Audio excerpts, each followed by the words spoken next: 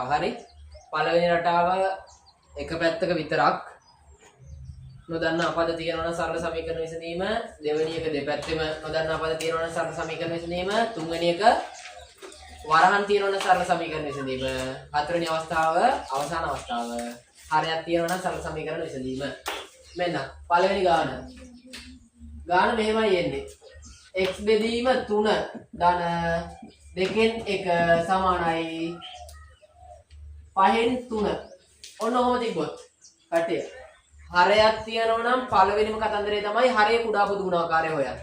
මෙන්න මේකේ තියෙන්නේ 3,2,5 නේද? ඉස්ලාම් දෙකෙන් බෙදනවා.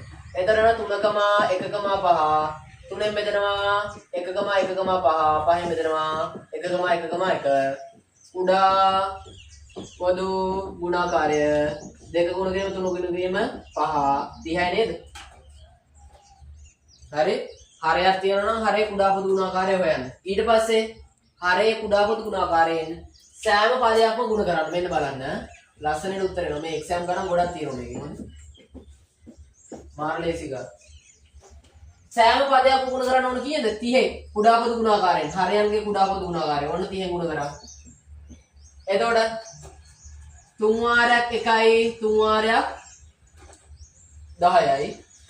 දෙවාරයක් 1යි දෙවාරයක් 15යි 5 වාරයක් 1 5 වාරයක් 6යි. හරිද?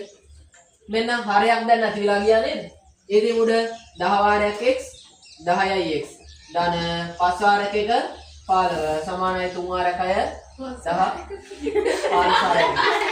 හරි 15 වාරයක් 1 15යි. මෙතන නෝ 6 වාරයක් 3 18යි. හරි දැන් මේ කොහොමද කියවන්නේ? නොදන්නා පදය 10න් ගුණ කර 15ක් එකතු කරන්න. අවසන් කිව්ව 15ක් එකතු කරන්න කියලා. දෙපැත්තෙම 15ක් අඩු කරනවා. කැපිල යනවා. ඉතින් 10යි x සමානයි 3යි. දැන් නොදන්නා පද 10න් ගුණ කරන්න. දෙපැත්තම 10න් බෙදුවා. උත්තරේ නෝ කීයද? මේකට මේ කැපිල ගිහිල්ලා x සමානයි 10න් 3යි. තේරුණාද? තේරුණාද? හරයක් තිබ්බොත් මොකද කරන්න ඕන? හරේ කුඩා පොදු ගුණාකාරයෙන් සෑම පදයක්ම ගුණ කරලා දාන්න. තග